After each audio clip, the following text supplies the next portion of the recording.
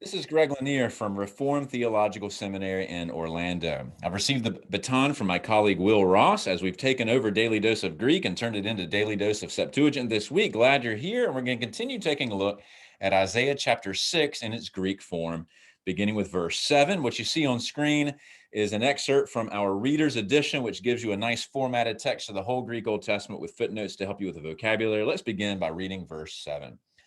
Kai hepsita tu stamatas mu kai apen. Edu hepsita tuta ton cheleon su. Kai aphile tasanamia su.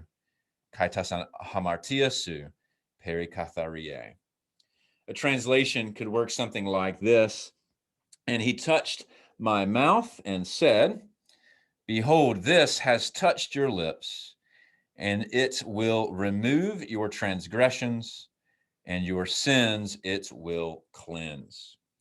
Let's make a couple interesting observations about this passage, beginning with this double use of hapsata there, which is just a normal aorist middle of hapto, which means to touch something.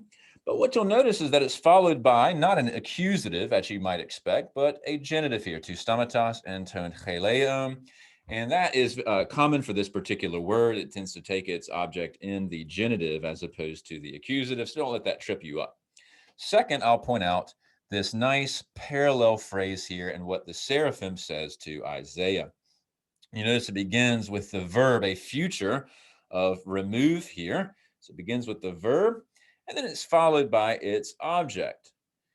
But whenever you have the sort of mirror image of it, this is reflecting the Hebrew. It's what we would call synthetic parallelism. It goes the opposite way. It begins with the object, and then it's followed by the verb, another future from perikatharizo.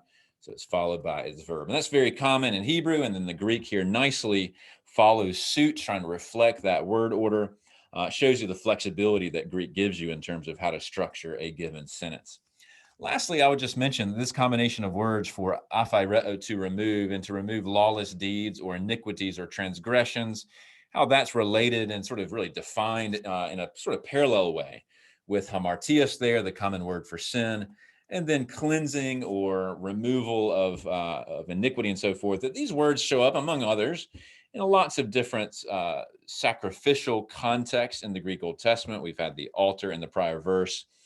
And you're going to see those show up a lot in the Greek New Testament as well, in the Gospels, in Paul, and Hebrews.